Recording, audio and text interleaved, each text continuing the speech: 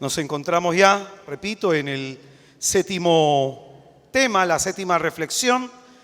La que esta noche vamos a desarrollar se llama las heridas de la adolescencia.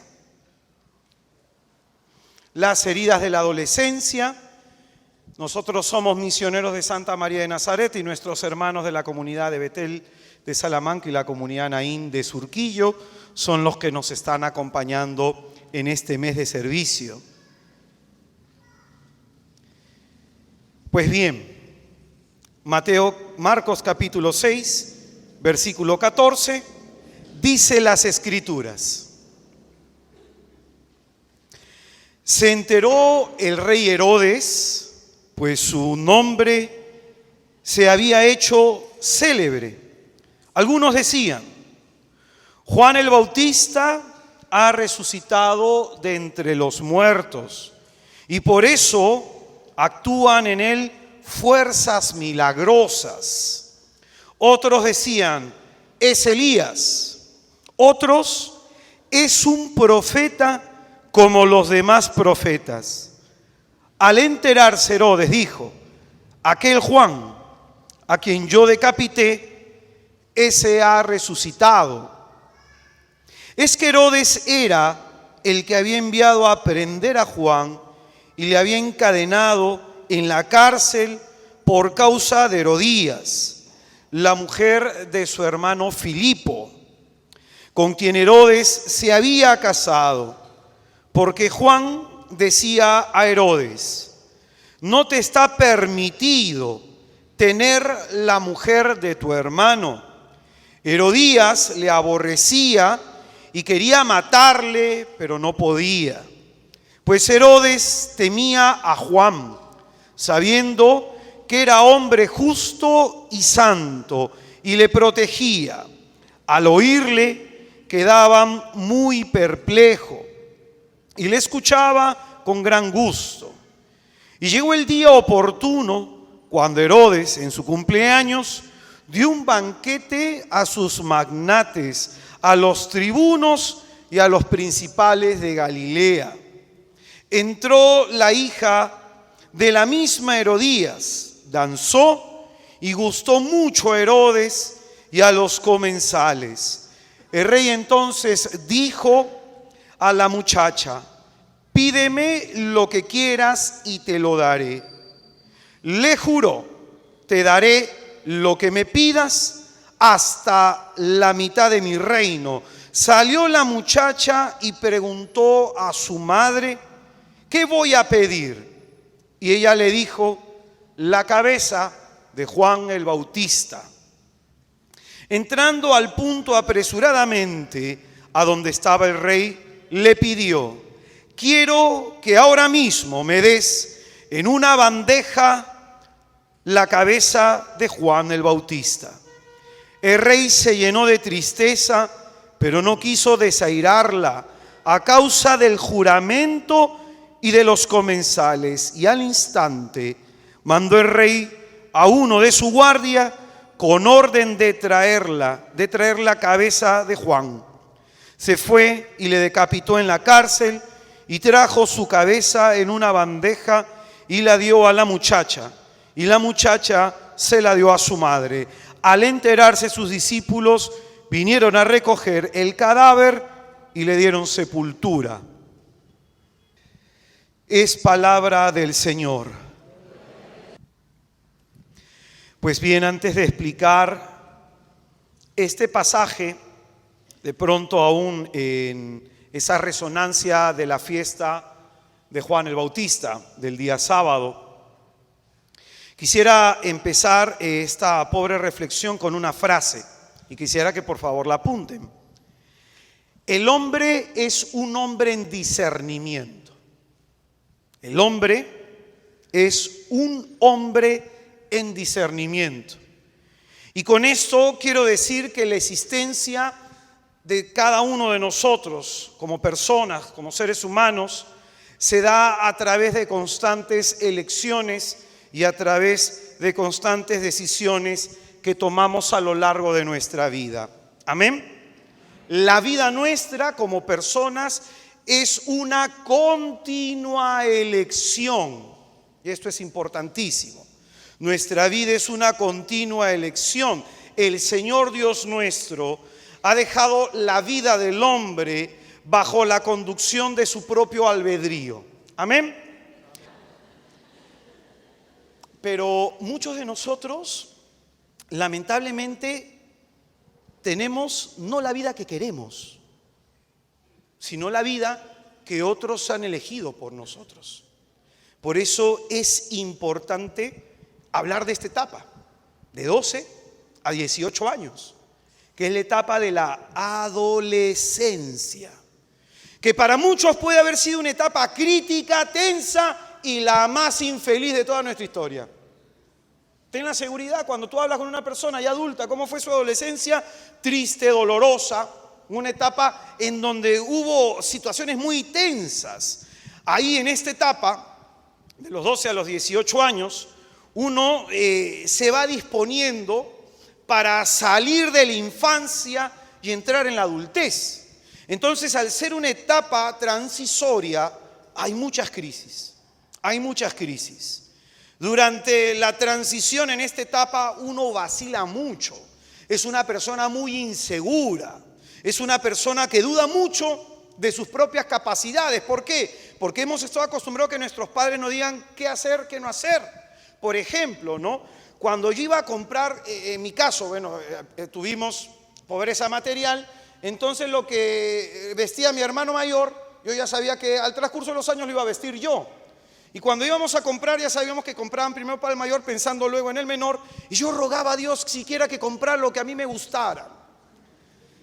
Sí, yo rogaba a Dios, le decía, Señor, siquiera que mi hermano mayor compre algo que me guste y que luego me caiga de acá 3 o 4 años y no pase de moda. Y a mi hermano, por ejemplo, un día le compraron un overol y cuando llegó a mí después de 3, 4 años, 5 años, me quedaba chico. Pero mi mamá, ingeniosa ella, que sabía coser, le metió la basta de otro color de un pantalón. Y tú me veías con mi overol, que más encima yo soy de extremidades más largas que mis hermanos, más alto que uno, y no me quedaba. Yo recuerdo que cuando iba a comprar con mi mamá, no sé tú, las tiendas Sears, ¿se acuerdan? Monterrey, ¿no? Qué viejo el hermano, sí, pues hermano, 42 años. Pero yo me acuerdo cuando uno iba a comprar esas tiendas, que tú ibas con tu mamá y estás en el espejo y tu mamá te metía la mano en el tiro del pantalón para ver si te quedaba largo, ¿te acuerdas? Y tú pasabas a la edad de los 12, 14, 15 años el bochornoso momento cuando pasaban tus amigos viendo cómo tu mamá te metía la mano entre la entrepierna. Esos son los momentos de la adolescencia. Entonces, como ellos han tomado decisiones sobre nosotros, qué vamos a vestir, cómo vamos a peinarnos, mi mamá me hizo raya al costado toda la vida y toda la vida lo odié. ¿Cómo te peinaban antes? ¿Te acuerdas? Y a mí me hacían así al costado y más encima como era rulito, mi mamá le dejaba y pum, me dejaba una cosita y que colgaba. Y yo odiaba eso, porque más encima como mi cabello es ondulado, mi madre pues le echaba agua para aplanarlo, ¿no? Es una etapa en donde han elegido por nosotros. Que estamos saliendo de esa etapa, ¿no? ¿Qué vamos a vestir? ¿Qué vamos a gustar? ¿Cuáles son nuestras tendencias? Si tu papá era romántico o no. A mi papá, por ejemplo, le gustaba escuchar Pavarotti y ese tipo de música. Es decir, ellos han elegido por nosotros y estamos en la etapa de independización, en donde estamos saliendo de ese yugo para poder formarnos e identificar dentro de nosotros qué queremos. ¿Qué queremos ser? De pronto hay algunos que se han quedado en esa etapa y por eso todos los fines de semana es tono. ¿El niño es bailarín o no? Ya quizás tú no lo eres. No, te saca, te pasa a bailar, ay, no quiero, y te mueves así, ¿no? Todo acartonado. Pero antes cuando eras chiquillo, ¿te acuerdas que bailabas o no? Es más, la tía, a ver, Juanito, baila y te doy tu monedita. Y tú ahí, mongolito, bailando en el medio. ¿Te acuerdas o no? Así éramos, pues. Pero de pronto ya hemos cambiado en algunas actitudes nuestras y en esta etapa de pronto, en esta transición hay unos que son muy bailarines, hay unos que son muy festivos y todavía siguen conservando esos rasgos de niños y hay otros que son niños viejos. El que se quiere vestir como el papá, la que se quiere vestir como la mamá, la que quiere comportarse como el papá y la mamá. Ahí está el hermano mandón, la hermana mandona. ¿Han tenido así o no? No, silencio en la casa. ¡Ah! ¿Le hacías caso o no? ¡Ah! ¿No? Siempre tienes hermanos así. Y entonces, por eso es que somos personas tan inseguras, porque papá y mamá a nuestra edad ya no tienen por qué elegir por nosotros. Somos personas que adolecen de solvencia emocional. Por eso es que somos adolescentes. Adolecemos de solvencia emocional. Esta es la etapa de los granos. ¿Te acuerdas o no? Que te salía uno en la cara y tú... Y justo era sábado. Y tú agarrabas el maquillaje, la base de tu madre, los polvos de tu madre, los sobabas, le metías colino, lo frotabas. Es la etapa en la que nos mirábamos mucho en el espejo, ¿o no? ¿Te acuerdas o no? Mira todas las tonterías que tiene que decir el predicador para que tú reflexiones sobre tu adolescencia, oye.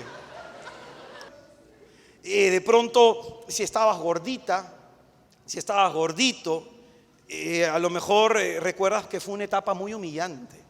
Nos humillaban por el color de nuestra piel, nos humillaban por nuestra capacidad adquisitiva, nos humillaban porque si éramos chatos, éramos altos, si éramos hábiles en el deporte o éramos callados. Fue una época de mucha humillación. Yo recuerdo que como salí por indisciplina en el colegio de La Molina, de Lord Byron, de castigo, a mí me mandaron, porque así me dijeron, mis padres me mandaron pues a un colegio, a una gran unidad escolar, José María Eguren, y me mandaron al tercero K, como te dije. Y en el tercero K había patas repitentes de 3, 4 años, ¿no? Entonces yo recuerdo que en el colegio, yo había escuchado, como todos eran varones, que un pata en el baño, por ser blanquiñoso, casi lo violan. Entonces en mi salón yo era el más blanquiñoso. Y en eso un día paso y uno me mete la mano. Entonces en mi mente vino la idea, o le meto un puñete o me va a lornear hasta quinto de secundaria. Y le metí un puñete. Nunca más se metieron conmigo. Ahí yo ya, como te dije en mi testimonio pasado, me volví muy agresivo, pero hubieron personas que no tuvieron la misma fortaleza. A los que sí le metían la mano, a los que le decían maricón, a los que lo lorneaban.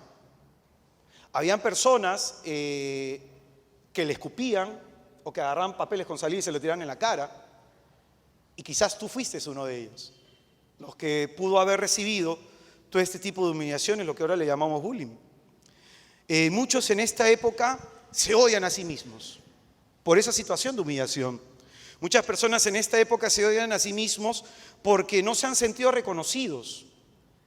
Yo tenía en el colegio un amigo Milla que tenía un montón de granitos en la cara. Y el tipo cada día que llegaba era siempre molestarlo desde que empezaba la hora de clase hasta que terminaba. Yo lo he visto a esta persona después de años. Yo le doy gracias a Dios que por las humillaciones que tuve en mi casa tuve empatía con los que eran humillados. Entonces no era mucho de humillar, pero sin embargo alguna vez lo he hecho, no niego eso. Pero a este tipo específicamente no lo humillaba porque me da pena. Y esta persona desarrolló tartamudez. Esta persona, cuando ya la he visto en los años, es una persona que en ese entonces era el más brillante del salón. Ahora es una persona que ni ata ni desata. Cuando nos hemos encontrado con él en la 25 años después de haber salido de la promoción, nos encontramos con ellos. Yo veo a la persona pues que no ha crecido, no ha podido madurar y producto de todas estas humillaciones. En esta etapa muchos jóvenes piensan en suicidarse. Si es que tú no fuiste uno de ellos. Por eso es que te hago recordar con mi pobre testimonio. 2 amigos míos a los que le decían maricón trataron de suicidarse. Yo era uno de los que a la hora de recreo defendía a los que les pegaban. No era muy creyente en ese entonces. Sin embargo, yo desde los 9 años he leído la Biblia. Entonces siempre me parecía abusiva la actitud de algunos que le quitaban su plata a la hora de recreo, iban a comprar recreo y les quitaban las cosas que comían. Entonces yo trataba de defender al menos a los que me caían bien, a los que veía que eran débiles. A otros que me llegaban, bueno, es tu problema. Pero esa era mi actitud y muchos de ellos me contaban sus casos y llorando.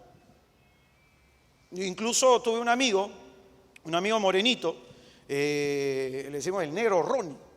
Yo recuerdo que él me buscaba en mi salón cuando le pegaban. Y yo iba y le pegaba al que le pegó a él. Y muchas personas, muchos niños a esa edad piensan en suicidarse.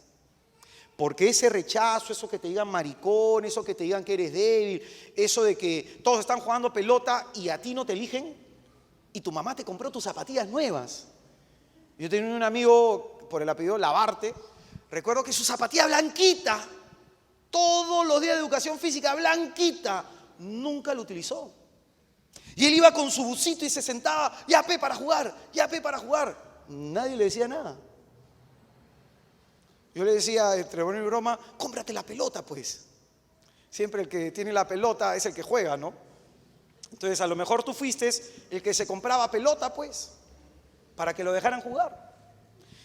Y esa etapa, te repito, es en donde el diablo comienza a poner ese espíritu de suicidio. Y te pediría que tú te examines. Y que desde ahí comience ese espíritu a corretearte. Ahí se genera en nosotros una crisis de identidad. El individuo deja su entorno de infancia, para buscar roles que le pertenezcan como adulto. Trata de descubrir quién quiere ser. Y en ese proceso de descubrimiento tomamos lo que hay a nuestro alrededor. Y muchos adolescentes construyen su vida a través de la vida de la gente que hay a su alrededor. Es un proceso en donde tratamos de separarnos de nuestros padres. La mujer, para crecer en ese proceso, se une más a la madre. Ahí los varones lo que hacen es separarse más. Y esto es propio de esa edad. A veces esto no se da, ese crecimiento sano, no se da porque falta en el adolescente enseñarle a tener vida interior. El adolescente está estimulado, está sobreestimulado. Vivimos en una generación, nace un niño, el papá para que no llore le da la tablet. La mamá para que el niño le deje hacer las cosas le da el celular. Es un tiempo en donde hay una sobreestimulación sensorial. ¿Y eso qué significa? Que la persona se mueve solo por lo que siente, solo por la emoción. Por eso no hay una capacidad reflexiva, pues. Por eso tú dile a una de estas personas, llega a tu casa y no prendas el televisor, no prendas la radio y quédate en silencio 2 horas. No. Llegan a la casa, prenden la luz de la cocina, pero están en el cuarto. De pronto se meten al cuarto del televisor, pero también prenden la radio. Y hay gente que vive así con pura bulla a su alrededor por esa falta de incapacidad de interiorización. Entonces este es el problema que tienen los adolescentes. Como no pueden interiorizar, el crecimiento se da desde la intimidad, desde estar a solas con uno mismo. Ahí en donde no hay intimidad con uno mismo, por falta de interioridad, no hay crecimiento. No hay crecimiento. ¿Quién soy? ¿Qué quiero ser? ¿Qué me gusta? ¿Qué soy capaz de hacer? ¿Qué estoy haciendo? ¿Lo que estoy haciendo me siento realizado? Esas son preguntas que muchos tenemos y que no respondemos porque no interiorizamos. Porque no tenemos intimidad con nosotros mismos. Por eso esta etapa para muchos adolescentes va a ser una etapa de desánimo. Porque como que se equivocan mucho al tratar de construir su propia vida y afirmarse como personas que tanta corrección de parte de los padres sienten que no sirven. Escucha bien que esto es importante. Freud dice que esta crisis de identidad está bien para la edad de 12 a 18 años. Cuando esta crisis de identidad trasciende esta etapa, y ese es un tema neurótico, dice que eso ya es un problema. Y yo estoy totalmente de acuerdo con eso. ¿Por qué? Hay gente adulta que no sabe qué quiere. Hay gente adulta que no sabe a dónde va, hay gente adulta que no sabe qué es lo que le gusta, hay gente adulta que no sabe por qué está haciendo tal cosa y que está tomando decisiones en base a otras personas. Y esto significa que esta gente adulta se ha quedado estancada en una etapa de su vida. Y que quizás, teniendo que ser adultos, aún tienen reacciones de adolescentes. Esa inestabilidad propia del adolescente de no saber qué hacer. Por eso es que a muchos de nosotros tenemos involución emocional. Ya esto lo he explicado en los primeros temas. Por eso te decía, una herida no curada en las etapas anteriores, vamos a acarrearlas y va a impedir debilitar un desarrollo en las siguientes etapas. Por ejemplo, te pongo un caso, ¿ya? Una mujer que quería ser religiosa, una amiga que quiero mucho, en ese entonces, ¿cuánto tendría? Tendría pues ella sus 29 años entrando a los 30 y algo. Entonces me dice, hermano, yo quiero ser religiosa. Entonces yo conociéndolo un poco, habiendo analizado un poco su vida, habiendo orado de vez en cuando por ella, le dije así sinceramente, hermanita, yo a usted no le veo madera de religiosa. Yo pienso, hermana, que lo que usted está haciendo es una fuga del mundo. Usted está evadiendo la realidad. Y ella me dice, hermano, ¿y por qué usted piensa eso? Primero, porque tienes problemas con la autoridad, lo que significa que has tenido una mala relación con padre. Segundo, le dije, porque al tener problemas con autoridad vas a tener problemas con la superiora. Porque toda figura de autoridad en tu vida tú la rechazas. No eres capaz de escucharla ni de acoger lo que te tiene que enseñar. Entonces ahí vas a tener problemas. Y tercero, le digo, porque tú lo estás haciendo, porque en el fondo estás huyendo de los hombres. Y yo le dije a la chica, perdóname si me equivoco, le dijo, perdóname si me equivoco, pero si tú estás huyendo de los hombres puede ser porque has tenido una agresión sexual. No, que acá, que tú te crees esto, que el otro. Ok, siempre hay gente que cuando se le dice la verdad no reacciona bien, porque quizás mi forma de decir la verdad es directa y es clara. Pues bien, esta chica a veces solía enamorarse de sus directores espirituales y alguna vez se confundió con un sacerdote. Entonces yo la tuve que exhortar fuertemente para que corrigiera esa actitud y la hermana era una buena persona. Era una mujer que quería ayudar a otros, una mujer que quería hacer el bien, pero ella no se estaba dando cuenta que estaba tomando decisiones en su vida a partir de ese sustrato herido y dañado de su hogar. Que lo primero que tenía que hacer era reconstruir esa historia suya. Entonces yo agarré a esta chica, porque tenía problemas gastrointestinales y ella iba al baño cada 2 semanas, ¿ah? Y dice, terrible, terrible.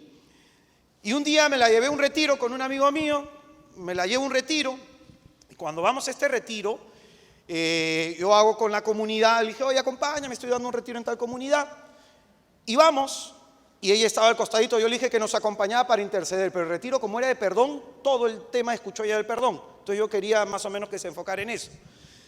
Entonces terminado el retiro yo pedí a los de la comunidad que hicieran un lavatorio de pies para que se pidiera perdón. Entonces todos comenzaron a lavarse los pies y la hermanita orando, ¿no? Le dije, hermanita, siéntate un ratito. ¿Qué cosa, hermano? Siéntate un ratito, cierra tus ojos. A ver, te voy a coger de la mano. No te asustes. La cogí de la mano, un poco rechazaba ese gesto mío. Y yo le dije, concéntrate en lo que voy a decir. La hermana se concentró. Te pido perdón por tu papá que te violó. Te pido perdón por tu tío que te violó. Y la chica, ¿cómo me apretaba la mano? Y cómo lloraba y profundamente lloraba. Y comenzó a salir odio. Comenzó a gritar, comenzó a maldecir. Y yo no le solté la mano. Yo le dije, te agarro la mano para que te sanes con los hombres. Y la chica odiaba, maldecía, que toda la comunidad que está haciendo su sanación se puso alrededor de ella a interceder. Dios tiene sus momentos. No te hago muy largo el testimonio, está casada con 2 hijos. No era su vocación, pues. Ahora, hay muchas personas que toman decisiones así, y esto te lo digo porque he orado por algunas personas, y he orado hasta por algunos sacerdotes. Hay algunos, no digo todos, pero hay algunos hombres heridos en su sexualidad que piensan que deben ser sacerdotes porque no se ven con una mujer. Y así me ha tocado orar por un montón, ¿eh? Y así he tenido que orar por algunos sacerdotes que tienen un problema de identidad sexual. Tienen algunos algún problema y en su caso yo a algunos he tenido que invitarlos a que renuncien al ministerio. Y en su momento, cuando he hecho acompañamiento y si la persona no ha renunciado, le digo a su obispo. Le digo a su obispo, porque deberíamos denunciar eso. No para mal de la persona, sino para bien de la iglesia. Hay que pensar en el bien mayor, no en el bien particular. Y en algún momento hay muchas de estos varones que por esta confusión sexual, como no se ven al lado de una mujer, piensan entonces sacerdote, pues. Y los sacerdotes, como dice el Código de Derecho Canónico, tiene que ser un varón, y así lo especifica, un varón en toda la propiedad de la palabra. Una persona que se ame a sí mismo, Una persona que se sienta consciente de su sexualidad como varón y que tenga la gracia de parte de Dios de tener dominio sobre sí mismo. Un día alguien cuando a mí me preguntó, hermano, ¿y usted por qué no ha sido sacerdote? Dios no me dio a mí el don de la abstinencia. En su momento yo he tenido la castidad, la he podido guardar por la misericordia de Dios, pero ha sido un tema dolorosísimo. Y de pronto el tema de la paternidad y muchas otras cosas. Por eso cuando se hace acompañamiento a los sacerdotes, a los religiosos, hay que ir viendo en su corazón cuáles son sus motivaciones. Yo dije, un amigo un día me dijo, le pregunté, hermano, ¿y usted por qué quiere ser sacerdote? Porque yo no me voy a casar con una mujer, pero no soy homosexual. Ok. Porque a los sacerdotes les gustan las mujeres, le dije. Pues siguen siendo varones. Simplemente que por amor a Cristo y amor a su pueblo han tenido una renuncia, han renunciado a su derecho de tener mujer. Pero les siguen gustando las mujeres. Y yo he tenido que orar por un montón de amigos que en algún momento tengo un amigo, Dios bendito, este hermano es bien santito, y cuando siente un impulso como varón por una mujer, el hermano se aflige, ya también desarrolla sentimientos de culpa y hay que acompañarlo. Hay que acompañarlo. Yo no sé por qué Dios habrá permitido eso, pero a mí me toca acompañar a muchos sacerdotes y me los llevo a comer chicharrón. Es una forma de quererlos, ¿no?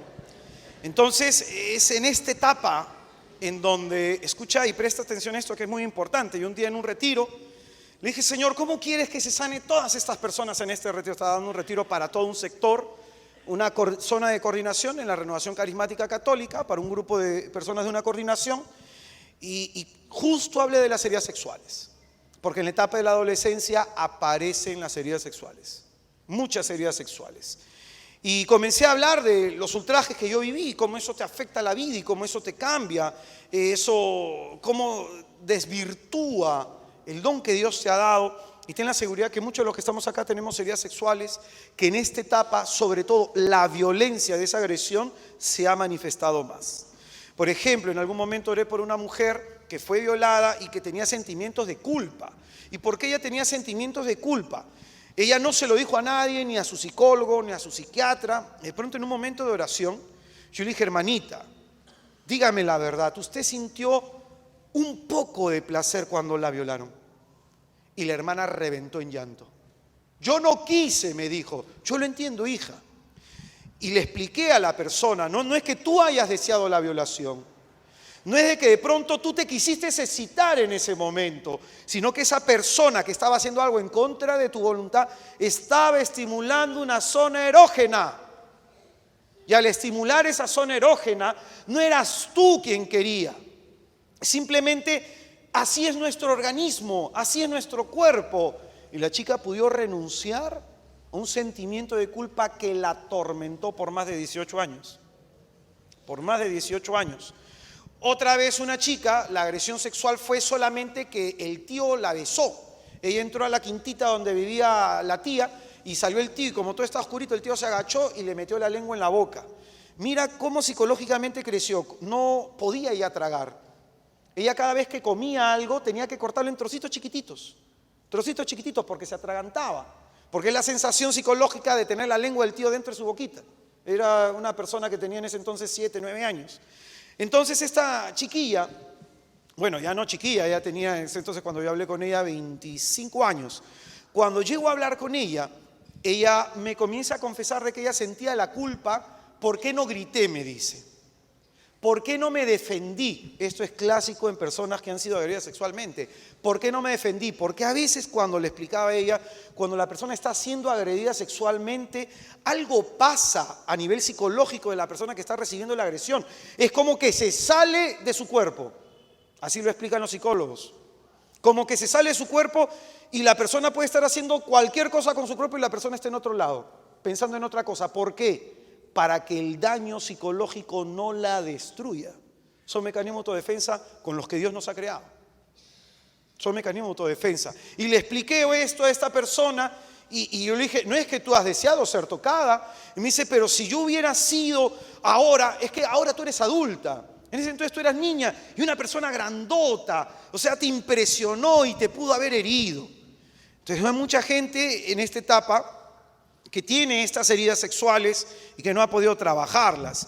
Esta edad de la adolescencia es la edad de los problemas sexuales, la promiscuidad, es la edad del alcoholismo. Los jóvenes comienzan a tomar mucho. Es la edad de los problemas alimenticios, anorexia, bulimia. Es la edad de los embarazos no deseados. Es la edad de la rebeldía. ¿Quién no se rebeló con su papá? ¿Quién no se rebeló con su mamá? Es la edad de la rebeldía, en donde los adolescentes van a cometer muchos errores y por eso tienen que ser comprendidos por los padres. Yo sé, hermano, que tu hijo puede ser en este momento un dolor de cabeza. Un dolor de cabeza. A lo mejor tu hijo ya no es adolescente, pero está teniendo actitudes de adolescente. Es decir, hay una involución emocional y puede ser un dolor de cabeza. Lo que hay que ayudar es que esa persona se defina, que esa persona se construya, que esa persona entienda qué es lo que está pasando en su interior. Nosotros no sabemos traducir a través de palabras nuestro sufrimiento. No sabemos verbalizar nuestro dolor y por eso las reacciones que tenemos y estas actitudes que tenemos son reacciones propias de una persona que está sufriendo. ¿Amén? ¿Amén? ¿Se recuerdan en esa época? Calladitos se han quedado. Algunos han dicho, ay, pobrecito de mí. Los veo así, sufriendo un poquito. Hermanos, los padres tienen que aprender a ser tolerantes con los hijos. Los padres tienen que aprender a ser comprensivos a la hora de corregir. En esa etapa, ¿cómo se corrige? Te sientas y explicas. Si tienes que explicar 1, 2, 3 veces lo mismo, te sientas y explicas. No, te he dicho que no hagas esto. Ya no es niño. Eso no funciona. Lo único que vas a hacer con esa actitud es alejarlo. Amén. Amén. Hermanos, a veces cuando a mí me toca hablar con gente de 20 años, 24 años de edad, 25 años de edad, 27 años de edad y hasta más, pero más se dan en estos casos, 27 años, de 18 a 27, ya no es etapa de adolescencia, ya uno es adulto. Pero me toca hablar con muchos jóvenes que tienen la crisis del primer trabajo. ¿Conseguiré trabajo o no conseguiré trabajo? Hay muchos que en ese momento tienen la crisis, pero ya acabó la universidad y no tengo enamorado. Mi amiga a sus 25 años ya está noviando, la de 27 se casó y yo sin nadie con quien chapar. Hay personas que a esa edad comienzan a tener esta crisis o no. Fácil que eres tú, ¿no? Por eso te ríes. Pero hay personas que a esa edad tienen esas crisis, son crisis existenciales. Hermano, es que si me voy a casar tendré departamento, podré comprarme un carro. Ahora los departamentos están carísimos. Y si esta carrera no es mi carrera, ¿por qué mejor no estudio otra? Esas personas están teniendo crisis de adolescentes. Lo que no está bien, según lo que dice Freud, es que eso no se debería dar en esa edad. Pero se está dando, ¿qué vamos a hacer? Lo importante es que si en ti se está dando esa edad, tienes que canalizarlo, tienes que encontrarte contigo mismo. Yo a la gente que le recomiendo, hermanito, una vez al año, ándate a un retiro solo, a un convento solo, porque hay gente que se va con su guitarra, ¿no? Entonces se la pasa todo el retiro cantando al Señor y el Señor así, con los oídos tapados. Yo la vez pasada estaba en el Santísimo y se acercó un muchachito y estaba, hermano, en el 7º cielo. En un momento está así y comienza tin, tin, tin, tin, tin, a tocar la guitarra. Entonces yo me acerqué y le dije, hijito, este no es momento para tocar. Este es momento para adorar al Señor. Es que a mí me gusta tocarle, tócale solo entonces. No sé si te ha pasado que entre uno de estos chiquillos de parroquia, de catequesis. No tengo nada con la catequita por si acaso, pero son los más entusiastas para tocar la guitarra cuando menos debes tocarla. Yo un día doy un retiro y un chiquillo llevó su guitarra, le dije, ¿para qué la traes? Para tocar, a ver, dame tu guitarra, y se la guardé en el carro, todo el retiro. Hermanito, ¿me vas a dar mi guitarra? A la hora que te vayas. Pobrecito, me dio pena, porque él tenía sus expectativas, ¿no? No, hermanito, acá silencio. Entonces, lamentablemente, a veces nosotros no tenemos un día, 3 días, una semana en el año solo son una casa de retiro.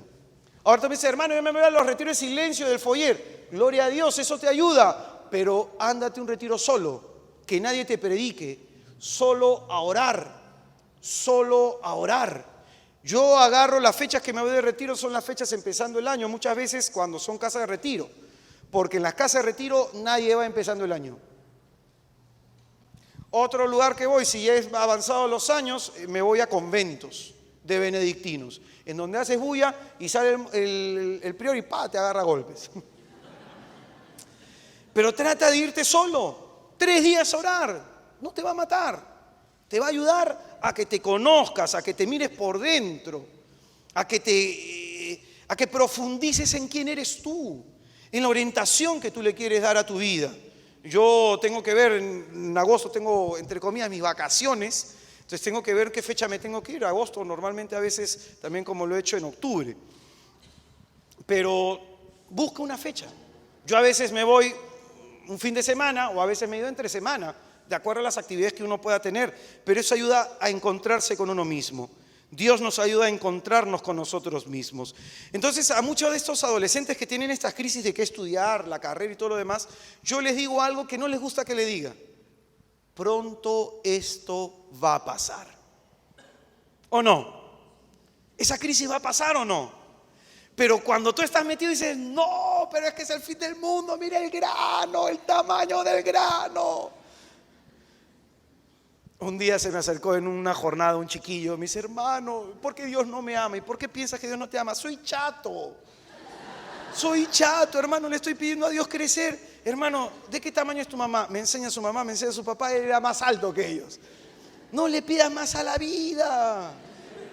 Eso es todo lo que vas a llegar a crecer. Pero el problema y las crisis del adolescente, en el fondo, hermano, se dan por la falta de aceptación. El adolescente no se acepta.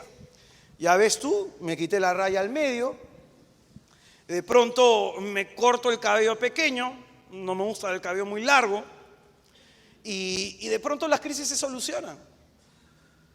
Sigo utilizando lentes, yo me hice una operación hace años, se me operó con láser, entonces ya con los años, pues esa operación me la hicieron a los 16 años.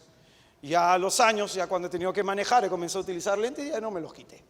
Me he dicho, para manejar necesito lentes, y ya me los he puesto, ¿para qué quitármelos?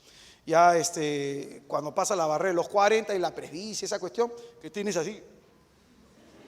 ¿Te acuerdas, no? Tienes que enfocar el ojo, ¿les ha pasado o no? Tipo Terminator, ¿no? Tienes que enfocar tu ojo. A esta edad quizás uno tiene más solvencia emocional para aceptarse, pero quizás puede haber personas en este lugar que aún están teniendo una crisis. Y esa crisis puede ser de esto, una crisis de identidad propia de los adolescentes. De ahí la desesperación, de ahí que nos cueste afrontar este tema. Por eso, hermanos, para terminar esta pobre reflexión, piensen en Salomé. Pareciera que la madre eligió por ella, pero fue ella quien eligió. Y quizás parece que tú estás eligiendo, pero en el fondo son las recomendaciones de tu papá, son las recomendaciones de tu mamá, son las recomendaciones de tu familia, son las recomendaciones de la gente a tu alrededor. La palabra de Dios es bien sabia. Cuando tú te hagas aconsejar por alguien, mira su vida. Mira su vida. ¿Y por qué te digo esto? Porque un día una señora que tenía una crisis conyugal se estaba haciendo aconsejar por mujeres divorciadas. Y no solo eso, ese no es el problema, mujeres resentidas. No digo que todos sean así, pero tenían mucho resentimiento por lo que yo había orado por ellas, ¿no? Y le decía, ahí no escuches nada, ahí no escuches nada. Hasta aconsejar por una mujer que ame a su marido, por una mujer que sea respetuosa de su hogar, que mire con respeto al hombre que Dios le ha dado. Hasta aconsejar por una mujer así, sobre cosas del hogar. No te hagas aconsejar por alguien que no sea dueño de su vida o dueño de aquella área en donde tú estás pidiendo consejo. Es decir, sería absurdo si yo tuviera depresión aconsejarme por una persona que también lo tenga. Pues dice la Escritura que los dos juntos caeremos en el hoyo. Y el Evangelio del día de hoy nos dice sacarnos la paja del ojo nuestro para sacar la viga del nuestro, para sacar la paja del ojo ajeno. Yo he utilizado lente de contacto. Para las personas que no han utilizado lente de contacto, yo he utilizado gas permeable por el tema de la vista, y no me gustaba mi fondo de botella. Y cuando se me metía una pelucita, yo estaba así. No sé si a ustedes les ha pasado. Ya, y dime, si tú tienes una pelusa en el ojo y estás así, ¿cómo vas a hacer para sacarle la pelusa del ojo del otro? No ves. Entonces, en vez de fijarnos en la vida del otro, porque ese es el problema en los adolescentes que toman decisiones en mancha, en colectivo y siempre andan mirando a los demás y andan copiando maneras de los otros, tenemos que descubrirnos cómo soy yo. Me gusta tener el cabello de tal forma, me gustaría peinarme de tal forma, me gustaría vestirme de tal manera, me gustaría hacer tal cosa en la vida. Por eso lo importante es que tú entres en tu corazón y escuches a Dios que te habla ahí, porque Dios habla en el corazón del hombre. Amén.